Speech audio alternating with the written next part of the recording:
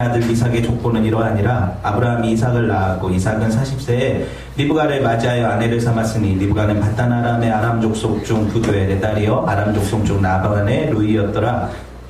이삭이 그 아내가 임신하지 못함으로 그를 위하여 여호와께 간구하매 여호와께서 그의 간구를 들으셨으므로 그의 아내 리브가가 임신하였더니 그 아들들이 그의 태 속에서 서로 싸우는지라. 그가 이르되 이럴 경우에는 내가 어찌할꼬 하고 가서 여호와께 묻자온데 여호와께서 그에게 이르시되 두 국민이 태중에 있구나. 두 민족이 복중에서 나누이리라. 이 족속이 저 족속보다 강하겠고 큰 자가 어린 자를 섬기리라 하셨더라. 그 해산기 안에 천즉 태에 쌍둥이가 있었는데 먼저 나온 자는 붉고 전신이 털옷 같아서 이름을 에서라 하였고 후에 나온 자는 나오는 손으로 에서의 발꿈치를 잡았으므로 그 이름을 야곱이라 하였으며 리브가가 그들을 낳을 때 이삭이 60세였더라. 그 아이들이 장성함에 에서는 익숙한 사냥꾼이었으므로 들 사람이 되고 야곱은 조용한 사람이었으므로 장막에 거주하니 이삭은 에서가 사냥한 고기를 좋아하므로 그를 사랑하고 리브가는 야곱을 사랑하였더라. 야곱이 죽을 쑤었더니 에서가 들에서 돌아와서 심히 피곤하여 야곱에게 이르되 내가 피곤하니 그 붉은 것을 내가 먹게 하라 한지라. 그러므로 에서의 별명은 에돔이었더라. 야곱이 이르되 형의 장자의 명분을 오늘 내게 팔라. 에서가 이르되 내가 죽게 되었으니 이 장자의 명분이 내게 무엇이 유익하리요. 야곱이 이르되 오늘 내게 맹세하라. 에서가 맹세하고 장자의 명분을 야곱에게 판지라. 야곱이 떡과 팥죽을 에서에게 주매 에서가 먹으며 마시고 일어나 갔으니 에서가 장자의 명분을 가볍게 여김이었더라. 아멘. 네. 오늘 은혜로 되어지는 장자라는 제목으로 하나님 말씀 나눌게요. 은혜로 되어지는 장자. 은혜로 시리즈네요. 그죠? 저와 여러분이 지난 2시간에 걸쳐서 은혜로 되어지는 신부에 대해서, 교회에 대해서, 그리고 은혜로 되어지는 아들에 대해서, 그쵸? 오늘은 은혜로 되어지는 장자라는 제목으로 함께 이 말씀들을 정리하는 말씀을 한번 나눴으면 좋겠어요. 제목만 보아도 알듯이 저와 여러분들의 삶, 성도들의 삶이 어떻게 된다는 거예요. 은혜로 시작해서 은혜로 맞춰진다는 거예요. 그렇죠? 성경이 이것을 우리에게 주지시키고 있죠. 왜냐하면 이렇게 될 수밖에 없는 게 창세 전에 이미 이 세상이 만들어지기 전에, 저와 여러분이 만들어지기 전에 하나님이 우리를 은혜로 택하셨기 때문이라고 성경이 얘기를 해요. 그렇죠? 모르는 것처럼 그렇게 그래요. 이걸 신학 용어로 뭐라고 합니까? 예정이라고 하잖아요. 들어보셨죠? 예, 프리데스티네이션이에요. 운명을 정하였다. 미리 예정이에요. 그렇죠? 그럼 예정에 대한 대표적인 구절 한번 볼까요? 로마서 8장 29절에서 30절 말씀 함께 볼게요. 읽어봅시다. 시작. 하나님이 미리 아신 자들을 또한 그 아들의 형상을 본받게 하기 위하여 미리 정하셨으니 이는 그로 많은 형제 중에 맏아들이 되게 하려 하심이라. 또 미리 정하신 그들을 또한 부르시고 부르신 그들을 또한 의롭다 하시고 의롭다 하신 그들을 또한 영화롭게 하셨느니라. 이 말씀을 딱 보면 우리가 뭘 알 수 있어요? 미리 아심, 이걸 한자로 표현하면 예지죠. 미리 안다, 그렇죠? 그리고 미리 정하심은 뭐예요? 아까 얘기했던 예정이죠, 그렇죠? 그리고 나서 부르심, 우리가 배웠죠. 아브라함의 부르심에서 이걸 소명이라고 하잖아요. 부르심, 콜링, 그렇죠? 그렇죠? 그리고 그걸 의롭다 하신다, 뭐예요? 칭의죠. 여기 다 나오잖아요, 그죠? 칭의. 그리고 그들을 어떻게 한다? 결국에 영화롭게 하신다. 이건 뭐예요? 구원의 완성이잖아요. 천국에 가서 우리가 영화롭게 되니까, 죄 없는 상태가 되니까, 그죠? 여러분, 이 성도의 구원의 여정이라고 했어요. 이 표현이 여기 다 들어있는데 이 맨 앞에 나오는 게 뭐예요? 예지와 예정이라는 거예요. 하나님이 창세 전에 이 영원하신 계획 가운데 그분의 주권 안에서 선택하신 백성들 택자라고 부르고, 하나님이 선택하지 않은 백성들, 이걸 불택자라고 불러요. 그렇죠? 그리고 택자와 불택자가 이미 있기 때문에 성경이 이 예정의 교리를 얘기하고 있다는 거예요. 근데 이거는 정말 우리가 인본적인 사상에 물든 사람들은 받아들일 수가 없죠.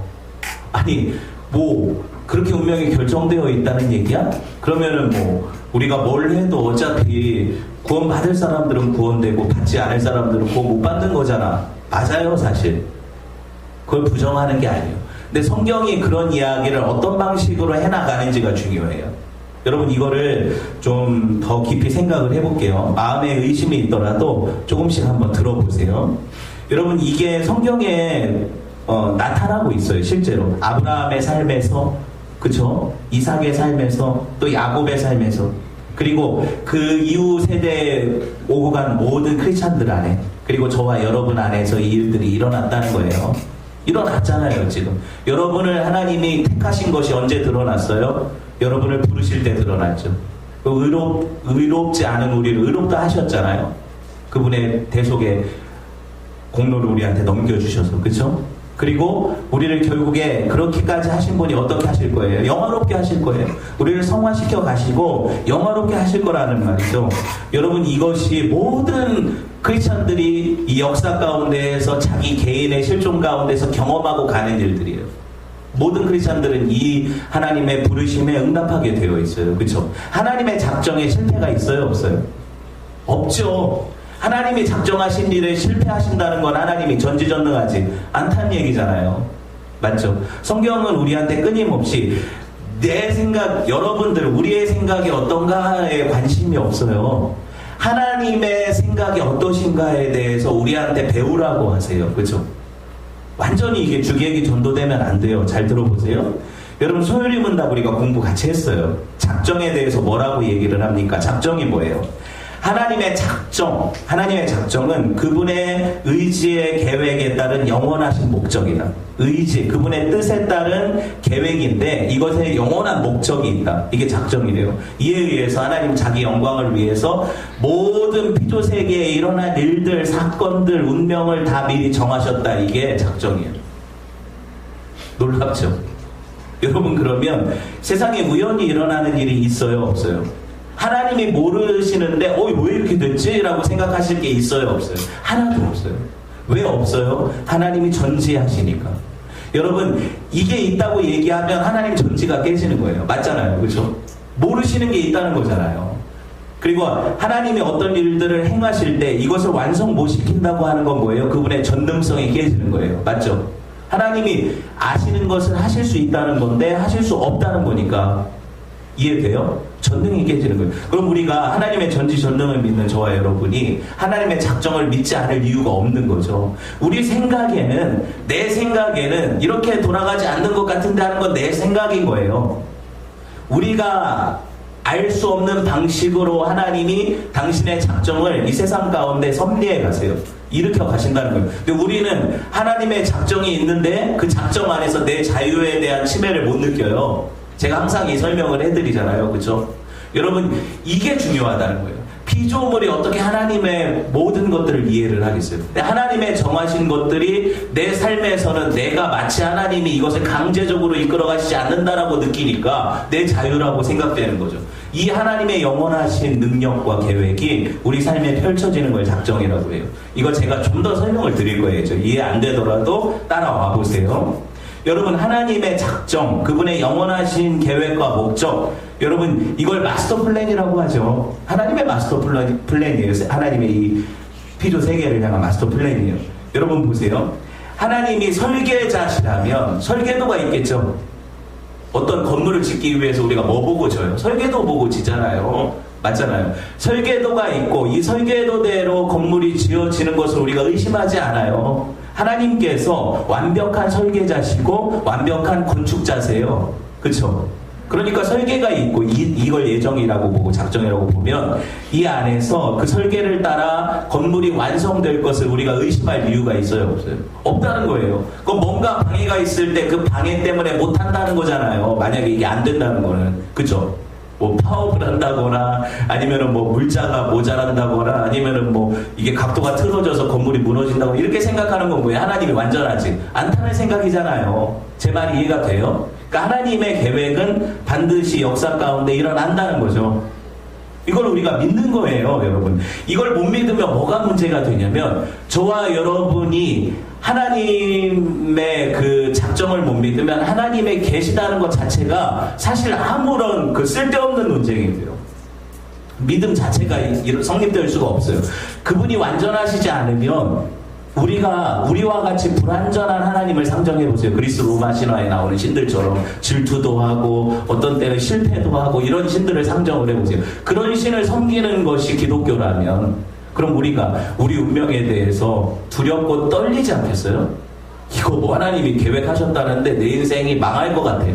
이런 생각으로 두렵지 않겠어요? 하나님 손안에 있는 나라고 생각할 수가 없잖아요. 왜? 손안에 있어도 그분이 이걸 제대로 못 다루시니까. 맞잖아요. 그렇죠? 우리는 하나님을 두려움 없이 나의 아버지 목자로 믿을 수 있는 것은 그분이 전지전능하신 분이라는 거예요.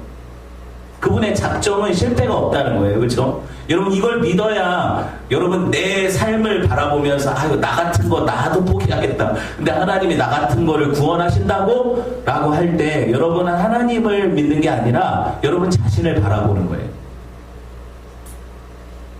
이건 성경이 얘기하는 하나님의 은혜가 아니에요. 그렇죠? 여러분 보세요. 하나님의 작정이 이 세상에 어떻게 나타나요? 첫 번째가 창조로 나타났어요. 창조로. 그리고 두 번째로 섭리로 나타나요. 그리고 섭리 안에 예정이 들어있는 거예요. 이걸 제가 이 개념을 설명을 해드릴게요. 창세기 1, 2장에서 하나님이 이 피조 세계를 창조하시죠. 우리가 배웠잖아요. 창세기를 보면서. 그렇죠? 그 이후의 모든 일들은 하나님이 섭리하시는 거잖아요. 그렇죠? 우주의 운행과 그리고 그 구속사의 진행과 사람들의 삶과 나라들의 흥망성쇠와 모든 것들이 하나님 손안에 있잖아요. 이거 다니엘이 얘기를 하고 모든 그 오고 오는 세대의 크리스찬들이 증언하잖아요. 하나님 손에 있다고. 그렇죠? 그래서 당신이 뜻하신 대로 이 땅에서 이루어진다가 주기도문의 기도 내용 아닙니까? 하늘에서 이루어진 것 같이 땅에서도 이루어지리이다. 뭐가? 아버지 뜻이. 그렇죠? 이걸 믿는 걸 작정을 믿는 거라고 하는 거예요. 이해되셨어요? 그럼 내 삶을 향한 하나님의 계획이 있다는 걸 믿어요? 안 믿어요? 이걸 믿어야 크리스찬이라는 거죠. 맞죠? 이렇게 생각을 해보세요. 하나님의 섭리 안에서 일어나는 것들이기 때문에 우리가 하나님의 말씀을 배우면 그분의 크심을 알면 그분의 완전하심을 알면 내 인생에 대한 낭망이나 내 두려움에 대한 어떤 그 해소 창구로 엉뚱한 것들을 찾지 않는다는 거예요. 하나님께 매달리게 된다는 거예요. 왜? 그분의 계획이 내 삶에 펼쳐지도록 구하는 거죠. 맞잖아요. 이걸 기도라고 하는 거예요. 맞죠? 하나님의 뜻 안에 구하는 것. 그것이 내 삶에 이루어지도록. 여러분 섭리사역은요. 하나님께서 모든 피조물의 행동도 또 그 나타난 어떤 일들도 그분의 거룩하심과 지혜 가운데에서 이미 정하셨어요. 근데 그 피조물들은 이것을 행할 때 하나님이 나를 강압하신다고 안 느낀다고요. 제가 늘 그 커피숍 얘기를 해드리잖아요. 보세요. 여러분이 커피숍에 갔는데 수많은 메뉴들이 있어요. 근데 내 마음 안에서 이렇게 오늘 이렇게 은혜 받고 커피숍에 가서 커피를 마시는데 마음 안에서 음성이 들리는 거야. 야, 너는 라떼를 먹어. 카라멜 마키아토를 먹어. 이렇게 가르쳐 주셔서 나는 정말 아메리카노가 먹고 싶어서 커피숍에 왔는데 내 안에서 누군가가 자꾸 나로 하여금 라떼를 먹게 한다. 이렇게 느끼면서 고르시는 분 손 들어보세요. 제 말이 무슨 말인지 아시겠어요? 내가 아내를 선택해가는 과정에서 아니면 연인을 선택하는 과정에서 너 쟤 아니면 너 결혼생활 망할 거야. 너 쟤랑 결혼해야 돼 하고 하나님이 나타나셔서 말씀하신 분 손 들어보세요. 무슨 말인지 아시겠어요? 여러분이 좋아서 결혼했죠? 여러분이 마음에 끌려서 사귀었죠? 그쵸? 무슨 말이냐면 하나님의 작정은 계획인데 그 계획은 피조물의 행위를 내 자유로운 선택과 의지를 침해하지 않는 것처럼 나타나요. 이게 어떻게 그렇게 되어지는지 모른다는 거예요. 왜? 하나님의 지혜는 무궁하시니까. 우리가 생각할 때는 이런 플랜이 세워졌으면 이걸 교육을 할 거 아닙니까? 그래서 너는 가서 아메리카노를 골라 먹어라. 아니면 너는 저 여자랑 결혼해라. 이래야 그 계획대로 착착 진행될 거라고 믿을 거 아니에요. 우리는. 맞죠? 근데 그게 안 되면 틀어진다고 생각할 거 아닙니까? 하나님의 전능과 전지는요, 그런 차원의 문제가 아니에요. 모든 것을 다 아신다는 거예요. 그러니까 우리 피조물의 입장에서는 마치 내 주권적인 선택이 일어나는 것처럼 보여요. 내 삶에서. 그렇죠? 그래서 하나도 침해가 없었어요. 그런데 하나님 앞에 고백은 당신의 뜻이 내 삶에서 다 이루어졌습니다. 나는 하나님의 뜻하신 대로 산 게 맞군요. 라고 고백하는 게 성도의 고백이 되는 거예요. 너무 신기하죠. 이걸 제가 어떻게 설명을 다 드리겠어요. 하지만 여러분 이해는 하실 수 있어요. 어느 정도. 어떤 부분에서. 여러분 삶에 강압하지 않으신다는 부분에서. 그렇죠? 그런데 그분의 뜻에 따라 내가 살았다는 걸 부정할 수 없게 하세요. 야, 이게 도대체 모르겠다는 표정이시면 좀 더 가봅시다. 작정이 큰 개념이고요. 그 안에 예정이 작은 개념이에요. 예정은 뭐예요? 하나님이 이성적인 피조물들을 향한 작정이 예정이에요. 그러니까 이성적인 피조물들은 사물이 아니잖아요. 천사라든가 마귀라든가 아니면 사람들, 하나님 닮은 사람들, 이 이성적인 피조물들을 향한 작정을 작은 개념에서 예정이라고 하는 거예요. 프리데스티네이션이라고 하는 거예요. 예정이라고. 그래서 이들을, 천사들을 타락한 전사들을 유기시켜서 버리시거나, 인간들을 어떤 자들은 택하시고 어떤 자들은 불택자로 남겨두시거나, 이걸 예정이라고 한다고요. 이해되셨죠? 예정론이 뭔지. 이게 성경의 개념으로 들어있어요. 보세요. 하나님의 작정이 시간의 구애를 받을까요? 당연히 안 받죠. 왜? 시간의 창조자가 누구신데요? 하나님이시잖아요. 그렇죠? 그러니까 하나님은 이 시간 만물 안에서 모든 것들을 이루실 수 있는 분이에요. 여러분, 모든 때에 모든 일들이 일어날 건데 하나님은 모르실까요? 아실까요? 계속 질문을 하잖아요. 아신다는 거예요. 그런데 만물들은 자기가 그 일을 행하면서도 몰라요. 그쵸? 일어나고 나서야 아는 거예요. 아, 내가 이걸 결정하게 되어 있었구나. 이해되셨어요? 그러니까 우리는 과거적으로만 예정을 볼 수 있는 거예요. 절대로 현재 미래적으로는 몰라요. 이게 신비라는 거예요. 그래서 하나님이 뭐라고 해요? 미래의 일을 알려고 하지 말라고 하시잖아요. 그건 점쟁이들이나 무당들이 하는 일이라고. 하나님은 이걸 비밀 안에 감추어 두셔서 너희로 하여금 나를 믿게 하기 위해서 이 미래의 일들을 못 보게 하신다고 하시잖아요. 우리가 다 알면 하나님 의지할까요? 안 할까요? 안 하죠. 모르니까 하나님을 의지하는 것 아닙니까? 그러니까 가리시는 거고요. 이 논리가 이해가 되세요? 따라오셔야 돼요. 여러분 보세요. 저와 여러분이 예수님을 믿게 된 것은 우연입니까? 필연입니까? 예정에 의하면 필연인 거죠. 왜? 우리는 예수 믿게 되어 있었다는 거예요. 그런데 그걸 어떻게 알았어요? 믿고 나서 알았다는 거죠. 그럼 믿기 전 모든 사람들에게 예정이 무용하죠. 믿기 전 모든 사람들은 예정을 가지고 들이댈 수 없어요. 너는 불택자다, 그래서 안 믿는 거다 말할 수 없어요. 왜냐하면 그들이 언제 어느 때 하나님이 어떻게 부르실지 모르니까. 모르잖아요, 우리가. 그렇죠? 그렇게 말하는 게 아니라는 거예요, 예정론은. 예정은 누구만 알 수 있는 거예요? 구원받은 하나님의 백성들만 자기 안에서 알 수 있는 거예요. 이게 예정인 거죠. 어렵지 않죠? 그렇게 보시고, 여러분, 제가 왜 이 에서와 야곱 얘기를 하다가 예정 얘기를 할까요? 중요하니까 그래요. 이 얘기가 이어지니까 그래요.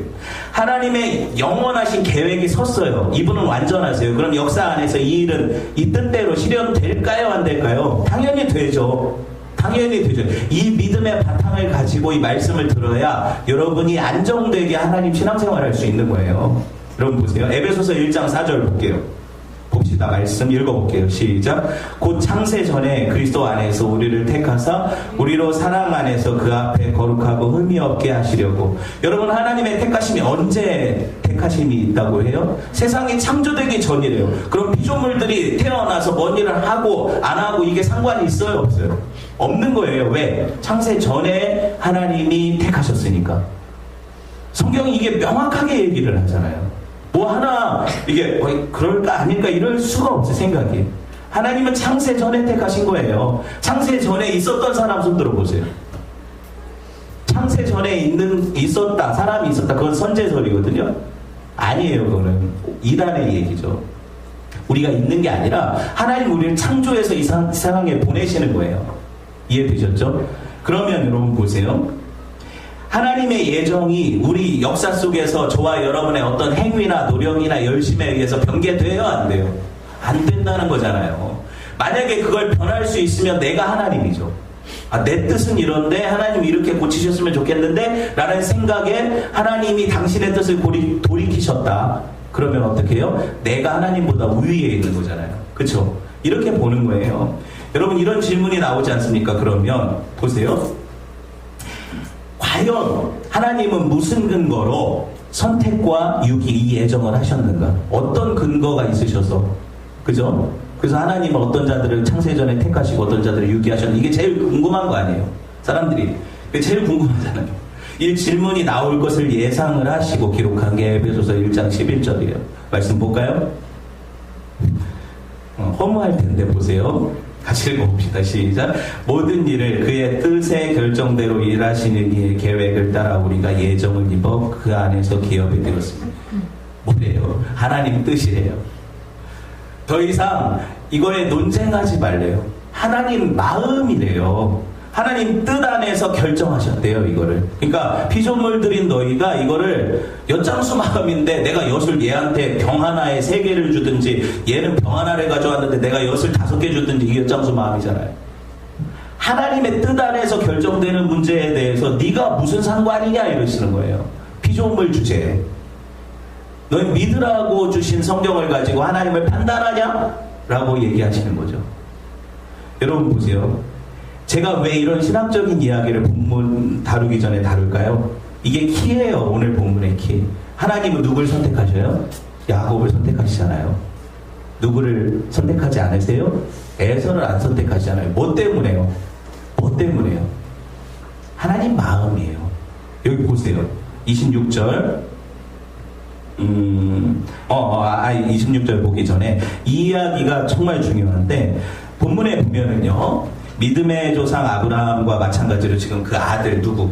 이삭도요 약속의 씨를 약속받고 기다린 세월이 짧지가 않아요. 엄청 길어요. 볼게요. 26절 후에 다온 아우는 손으로 에서의 발꿈치를 잡았으므로 그 이름을 야곱이라 하였으며 리브가가 그들을 낳을 때 이삭이 몇 살이래요? 60이래요. 우리가 전에 이삭의 결혼에 몇 살에 결혼했다고 했어요? 40, 그쵸? 40에 결혼했고 첫 아이를 낳은 시점은 몇 살? 60. 그럼 몇 년 기다린 거예요? 짧아요? 길어요? 20년 동안 애를 못 낳았다고 생각해보세요. 여러분이 애를 원했는데 약속 받았는데 길어요? 짧아요? 엄청나게 길잖아요. 그 기다림의 세월이. 그쵸? 여러분 보세요. 자그마치 20년을 기다렸는데 남들은 순풍순풍 잘 낳는데 나는 주신다는 약속 받았는데도 못 낳고 있으니 이들의 신앙에 시험이 있어요? 없어요? 아브라함도 그랬고 이삭도 그랬고 모든 믿음의 조상들은 이 신앙의 기다림의 시험이 있었다는 거예요. 이 역경이 있었다는 거예요. 여러분 하나님이 하늘의 별같이 많은 호손 주시겠다고 했는데 하늘의 별 따기예요. 이걸 낳기는 별 따기 못 따요. 이게 얼마나 힘드냐고요, 이게. 여러분 보세요. 기다림이 길어지자 이삭이 뭐해요, 드디어 하나님께. 오늘 본문에 보니까 21절 봅시다. 시작. 이삭이 그의 아내가 임신하지 못함으로 그를 위하여 여호와께 간구하매 여호와께서 그의 간구를 들으셨으므로 그의 아내 리브가가 임신하였더니 뭐예요? 기도하잖아요. 그러면 성도들에게 이런 기다림을 주시는 하나님의 섭리는 뭐다? 성도로 하여금 하나님께 그 약속을 붙잡고 기도하게 하십니다. 그쵸? 성도가 약속을 받았으니까 가만히 있어도 아들 낳을 거니까가 아니라는 거예요. 이해되셨어요? 우리가 이 약속 붙잡고 기도해야 하나님이 일하신다니까요. 이걸 하나님의 계획 안에 섭리 안에 두신 거예요. 하나님의 섭리가 얼마나 위대합니까? 하나님 혼자 다 하실 수 있는데 우리를 거기 껴넣어 주세요. 그쵸?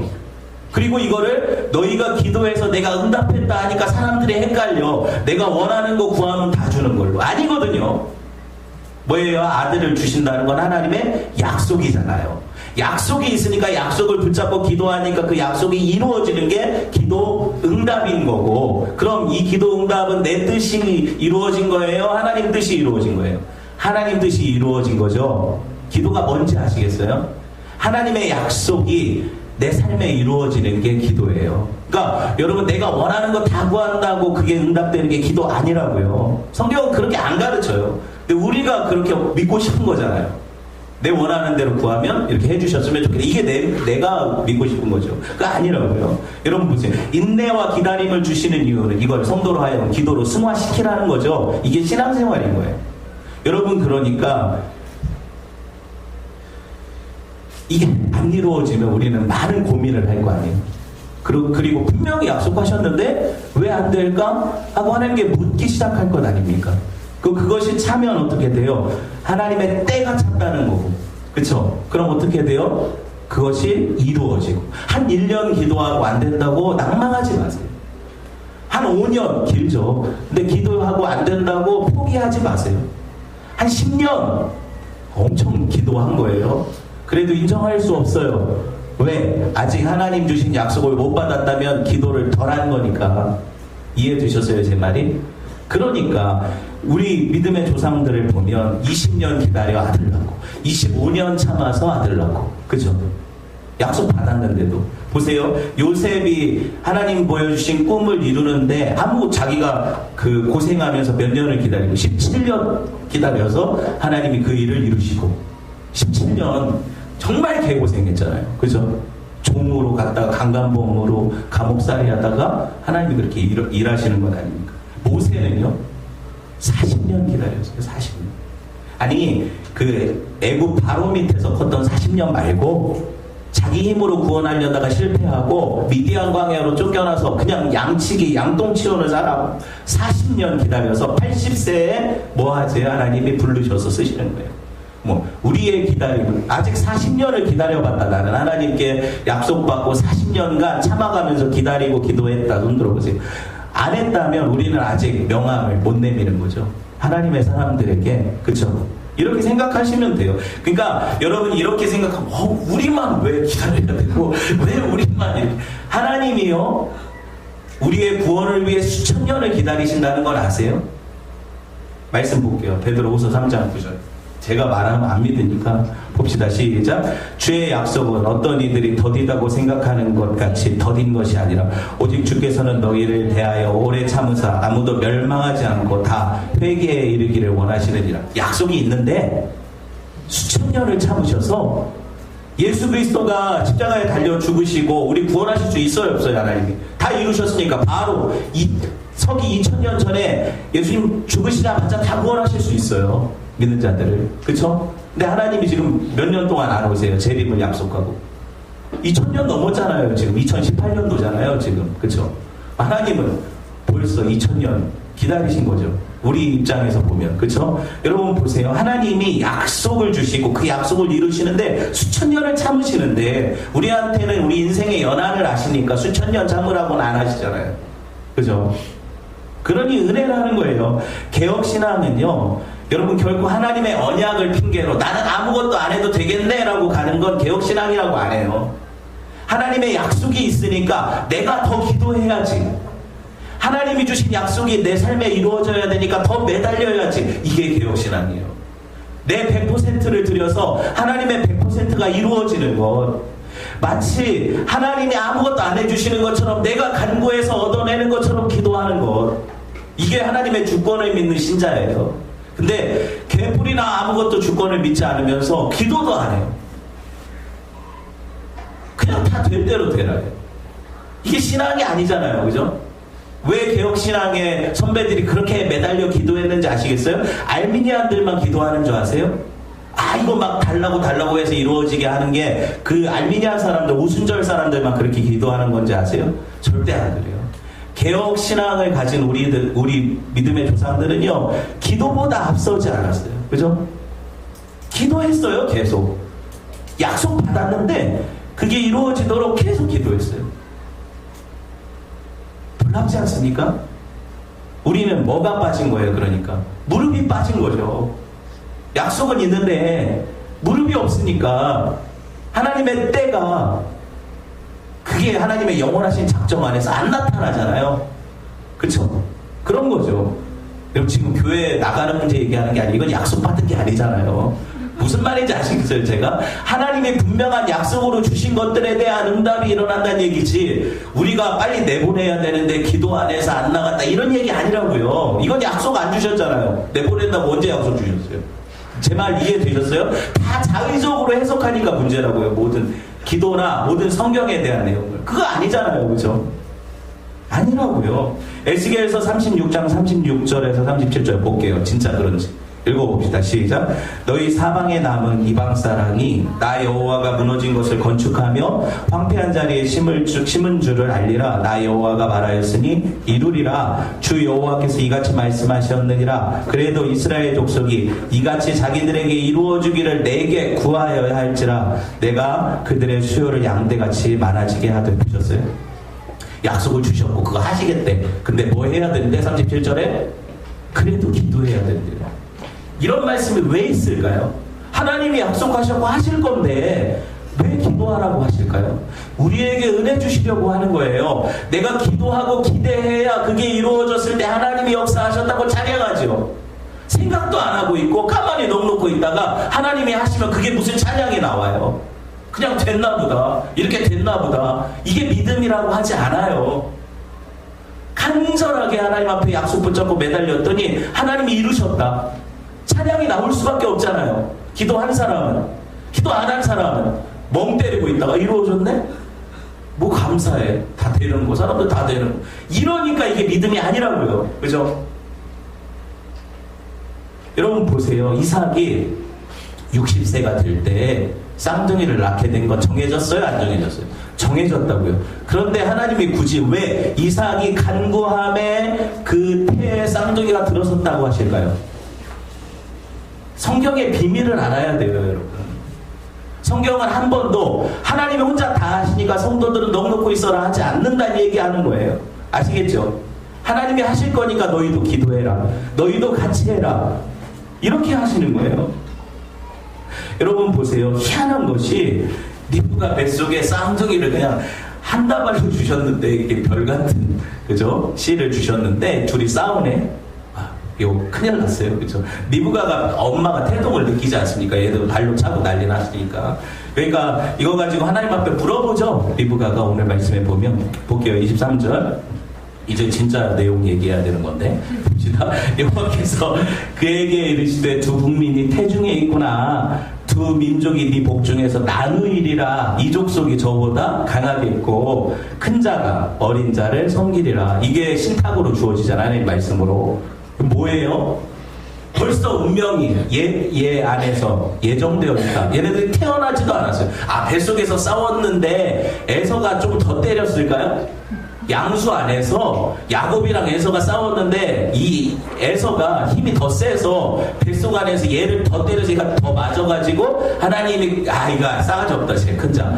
그러니까 큰 자가 어린 자를 섬겨야 되겠다. 이게 엑스레이로 보시고 하신 거예요? 그런 거 아니라고요. 지금 제 얘기가. 하나님 말씀이 뭐예요? 예정됐다는 얘기하는 거잖아요. 이것만큼 명확한 구절이 어디 있어요? 다윗이 뭐라고 합니까? 내가 모태에 조성되기도 전에 하나님이 나를 아셨습니다. 그러죠. 생겨나 아직 배란이 돼서 정자랑같이 착상이 되기도 전에 하나님이 아셨대. 다윗을. 예정이에요. 다윗이 밧세바를 범할 것을 아시고 이런 게 아니에요. 이해되셨어요? 지금 얘기하는 것 자체가. 그래서 얘가 그래도 그 전에 공이 많고 그 밧세바를 범한 건 과지만 공과가 이렇게 상쇄가 되니까 인과 응보에 의해서 얘가 구원받는다. 이런 게 아니라고요. 그게 아니고 뭔 짓거리를 하든 안 하든 그게 상관이 있는 게 아니라 하나님 마음대로 결정하셔서 다윗은 내 주권자, 내 백성의 주권자 왕이 될 사람 그릇으로 택하셨다는 거예요. 오해하지 마세요. 여러분 삶에 하나님의 주권이 어떻게 나타납니까? 여러분이 구원받으면 알게 돼요. 아, 이게 예정이구나. 내 안에서 이 일이 나타났구나. 하나님이 역사하시는구나. 여러분 보세요. 왜 큰 자가 굳이 작은 자를 섬길까요? 또 이상하게 생각해. 그게 아니라 하나님 뜻이라고요. 하나님 뜻이라고요. 뭐 어떤 이유 아니라고요. 하나님 뜻이라고요. 알겠죠? 하나님 마음이라고요. 로마서 9장 10절에서 18절 볼게요. 여기서 11절 주목해 보세요. 11절 보세요. 그 자식들이 로마서가 하는 얘기예요. 구약에 대해서. 아직 나지도 아니하고 무슨 선이나 악을 행하지 아니한 때 택하심을 따라 되는 하나님의 뜻이 행위로 말미암지 않고 오직 부르시는 이로 말미암아 서게 하려 하사 큰 자가 어린 자를 섬기리라 하신 거예요. 맞죠? 얼마나 정확하게 설명을 합니까? 그러니까 얘네들의 행위는 상관이 있다 없다? 없다. 그럼 뭐다? 하나님의 뜻이다. 왜? 하나님이 야곱을 긍휼히 여기셨으니까. 그게 여기 나오잖아요. 18절 볼게요. 그런즉 하나님께서 하고자 하시는 자를 긍휼히 여기시고 하고자 하시는 자를 완악하게 하시는 거예요. 누구 마음이요? 하나님 마음. 이거 아무리 변명을 해서 하나님이 원래 그런 분이 아니신데 라고 우리가 할 필요가 없어요. 그런 변명을. 그건 우리가 뭘 안 믿는 거예요. 하나님이 스스로도 못 지키는 신이라고 생각하는 거잖아요. 이렇게 얘기하면 사람들이 싫어할 텐데 이미 다 이렇게 정해졌다고 하면 그런 신을 누가 믿겠어? 이거 내 생각이죠. 하나님은 그렇게 얘기하라고 하시는 거예요. 내가 택하고 내가 안 택했다. 그게 나다. 니네가 네 관념으로 하나님은 좋은 분이셔야 해. 그래서 어떤 사람이 뭐 잘잘못을 따져보지도 않고 택하는 건 하나님이 불의한 거야 라고 생각하는 네 죄다. 그거 아니다. 내 마음이다. 아시겠어요? 제 마음이 아니라 하나님 마음이라는 거예요. 하나님 마음. 여러분 보세요. 이게 예정이에요. 이게 주권이에요. 주권이 뭐예요? 주권은 국민에게 있다는 다수결에 의한 민주주의 원칙이고 왕권이에요. 하나님의 왕권, 왕 대신. 그래서 그분은 우리의 뭐라고 부르는 거예요? 왕이라고 부르는 거예요. 국민은 왕에 의해 생사 여탈권이 주어지는 거예요. 왕이 죽으라면 죽는 게 국민인 거죠. 20대의 관념으로 이해하시면 안 돼요. 그쵸? 여러분 이게 이렇게 얘기를 하니까 진짜 하나님 정말 막갑하십니까? 그냥 마음대로 하세요. 이렇게 나가는 걸 불신자라고 하는 거고. 아시겠어요? 하나님의 주권자시군요. 내가 하나님의 주권에 따르겠습니다 라고 하는 걸 신자라고 하는 거예요. 성경이 이렇게 얘기하는 거예요. 여러분 보세요. 13절 기록된 바 내가 야곱은 사랑하고 에서는 미워하였다. 행위가 아니라 하나님의 선택이다. 야곱을 사랑하고 에서는 덜 사랑했다. 이게 내 마음이다. 인정돼요? 네, 저는 돼요. 되니까 저는 신자예요. 이거 안 되는 사람 불신자예요. 그게 불신자라고 하는 거예요. 아시겠죠? 뭐가 다른지 아시겠어요? 하나님 마음. 제가 조금 쉽게 설명드릴게요. 기분 나빠하시는 것 같아서. 가끔 여러분이요 자녀들한테 인형을 사주죠? 인형을 집에 그냥 인형들 다 한가득 있잖아요. 좀 너무 사주지 마요. 네, 애들이 그렇게 많이 사줘도 갖고 다니고 갖고 자는 인형 하나잖아요. 그것만 계속 골라.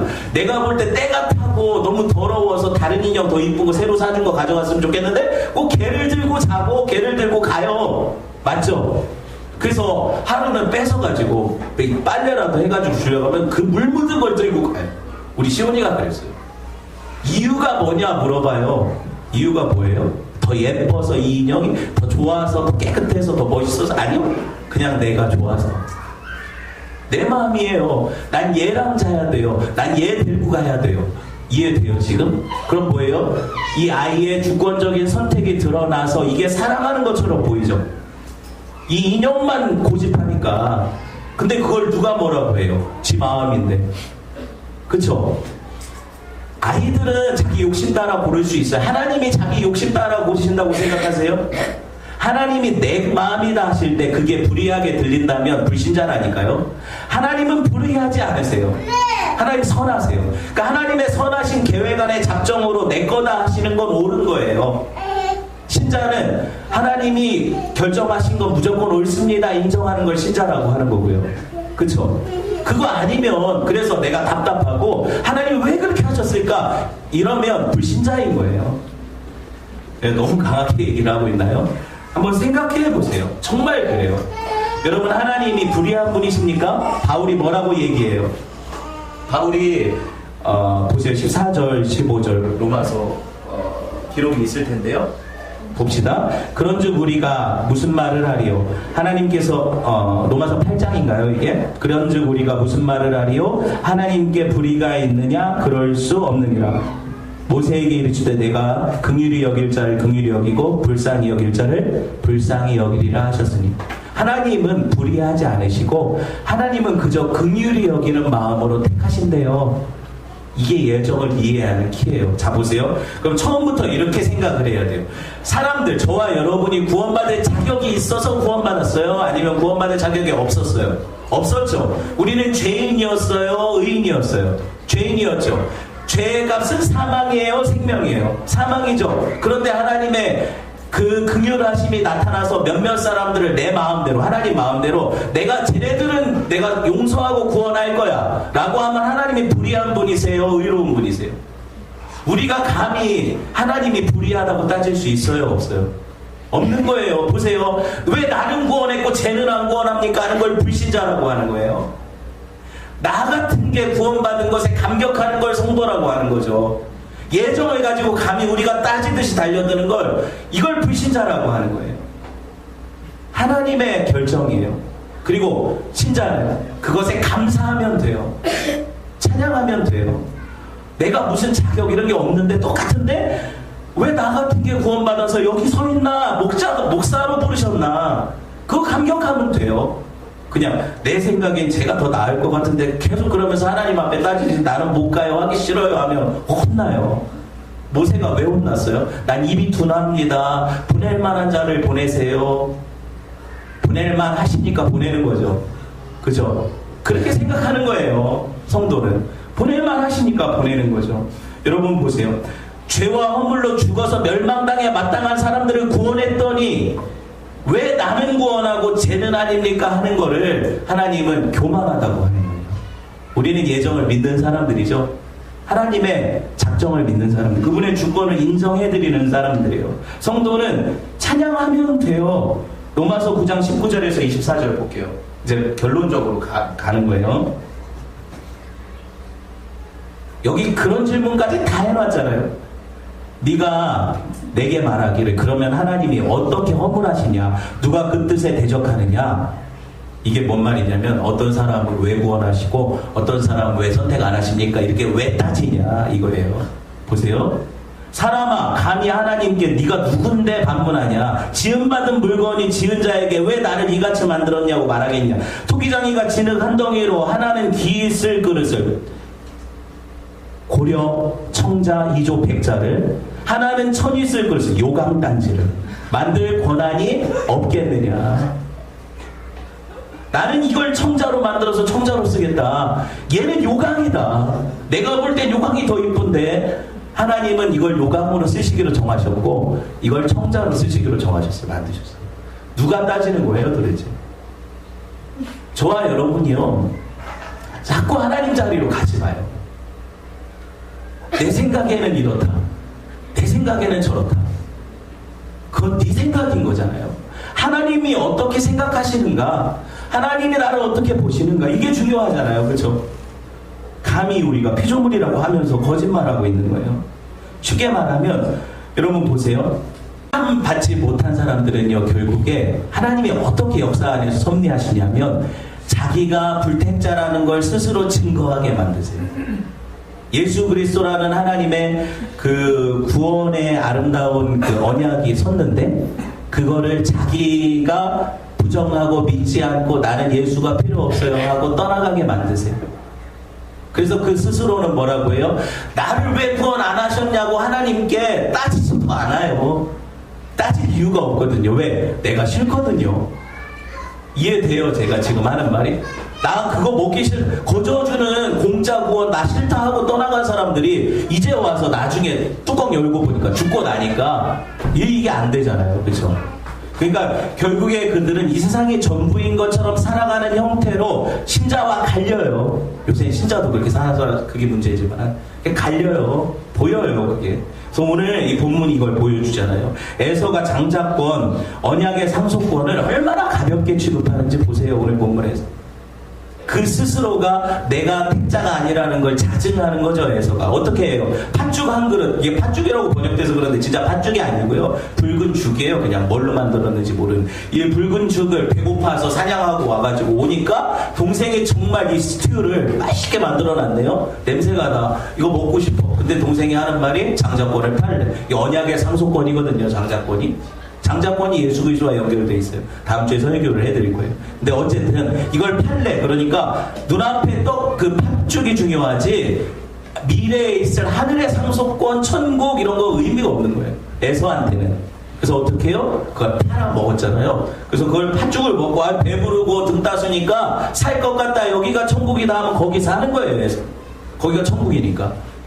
야곱은 그걸 포기하고 하늘의 상속권을 바라는 거죠. 뭐가 다른지 아시겠어요? 뭐가 다른지 아시겠어요? 여러분, 야곱이 형고득여서 그걸 해서 먹었다, 이걸 칭찬하는 게 아니에요. 제가 지금 이거는 분명히 잘못된 거예요. 나중에 혼나요. 근데 중요한 건 뭐냐면 여기서 포인트는 야곱이 아니에요. 에서지. 에서가 어떻게 했대요? 언약의 상속권, 장자권을 가볍게 여겼다. 가볍게 여겼다. 가볍게 여겼다. 지가 가볍게 여겼으니까 할 말 없죠. 보세요. 히브리서 12장 16절 17절 보세요. 읽어봅시다. 이것에 대한 이야기거든요. 히브리서 12장 16절 17절 읽어봅시다. 시작. 음행하는 자와 혹 한 그릇 음식을 위하여 장자의 명분을 판 에서와 같이 망령된 자가 없도록 살피라. 17절. 너희가 아는 바와 같이 그가 그 후에 축복을 이어받으려고 눈물을 흘리며 구하되 버림바가 되어 회개할 기회를 얻지 못하였느니라. 두렵지 않습니까? 에서가 한 일은 진짜 대수롭지 않은 별것 아닌 일 아니에요. 여러분, 에서를 보면서 우리가 욕하죠. 야, 하늘의 상속권 어떻게 팥죽 한 그릇에 팔아먹냐. 우리가 그러고 있어요. 우리가 그러고 있다고요. 얼마나 자주. 수시로 이 언약의 상속권, 장자권을 세상의 팥죽들과 바꿔먹는 게 저와 여러분 아니에요. 에서를 욕할 자격이 여기 어디 있어요? 성도라고 구별된 이름을 받았는데 우리가 세상 사람들과 구별된 모습으로 살아요? 사냐고요. 돈만 되면 신앙이고 뭐고 싹 다 팔아먹는 게 우리 아니에요? 생각해보세요. 얼마나 자주 우리가 하늘의 신령한 만나를 이 세상에 썩어질 육체의 쾌락과 바꿔먹어요. 나는 말씀 보는 것보다 영화 보는 게 더 좋지요. 나는 웹툰 보는 게 더 좋고, 나는 이 시간에 띵까띵까 쇼핑하고 뭐하고 내 취미생활하고 하는데 거기에 온 정신이 집중돼서 투자하고 하늘의 신령한 만나는 내가 그냥 굶고 있어도 몰라요. 말씀 듣지도 않고 보지도 않고. 기도는 영혼의 호흡이라며. 왜 숨 안 쉬고 일주일을 살아요? 딱 3분만 안 쉬어도 죽는 거잖아요, 호흡은. 그쵸? 일주일 잘 살아요. 여러분 산소호흡기 다 갖고 다녀요. 말도 안 되는 얘기죠. 저한테 하는 얘기예요. 기도해야 되겠어요. 더 기도해야 되겠어요. 여러분 보세요. 영의 호흡이라고 하면서 잠과 바꾸잖아요. 모든 것들이 내 모든 하늘의 언약권, 장자권, 상속권 이게 다 팥죽으로 바뀌어가는데 나는 에서를 욕하고 있고 그게 나인 줄은 모르고. 그쵸? 그게 우리라는 거예요. 여러분 욕하면 안 돼요. 이 세상이 그렇게 시스템이 돼요. 점점 더 그래요. 세상은 팥죽들을 우리 앞에 대령을 해요. 전화 한 통, 인터넷 연결 한번 하면 팥죽들이 눈앞에 탁탁 뜨는데 나는 그 팥죽들을, 뜨끈뜨끈한 팥죽들을 받아 먹느라 하늘의 상속권의 맛을 잃어버렸어요. 만나의 맛을 몰라요. 그러니까 안 먹죠. 난 인스턴트가 좋은데. 여러분 보세요. 그렇게 흘러가다가 어느 시점에 어떻게 돼요? 하늘의 축복 받으려고 눈물을 흘리며 구하되 버림받으려 회개할 기회를 얻지 못하게 할까 두려워. 여러분 이게 우리 삶에 안 나타났으면 좋겠어요. 안 나타났으면 좋겠어요. 유행가가 그런 게 있잖아요. 괜찮아, 다 잘 될 거야. 헛소리죠. 그렇게 살면 죽어요. 멸망이죠. 내가 그렇게 살아가는 것 자체가 내가 언약의 상속권을 가진 야곱이 아니라 에서라는 걸 증명하고 사는 거니까 하나님 앞에 기록된 행위록에서 그 내 행위가 기록되어서 다 보여질 거고 하나님 앞에 있는 생명책에는 내 이름이 없을 거라는 걸 발견하게 될 거예요. 두렵죠? 제가 지금이라도 이렇게 무섭게 해야 되겠어요. 교회 안에는 자신이 선택된 알곡인 줄 알고 착각하고 사는 가라지들이 가득하고 진짜 알곡들은 교회 안에서 자기가 가라진 줄 알고 애통하고 회개하는 삶을 살아요. 가라지들은 그냥 좋대요. 그냥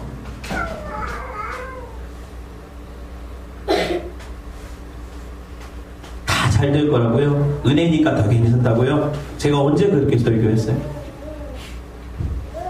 망해요. 죽어요. 은혜 받지 못한 거예요. 은혜 받은 사람들은 하나님 앞에 매달려요. 죽어라. 매달려요. 마치 내가 지금 구원에서 떨어져 나가는 사람인 것처럼. 말씀을 맺으려고 그냥. 장자권에 대한 구체적인 내용은 다음 시간에 살펴보겠지만 하나님의 택하심, 그 부르심, 후회가 없어요. 근데 여러분 우리가 자꾸 후회하게 되네요. 그죠?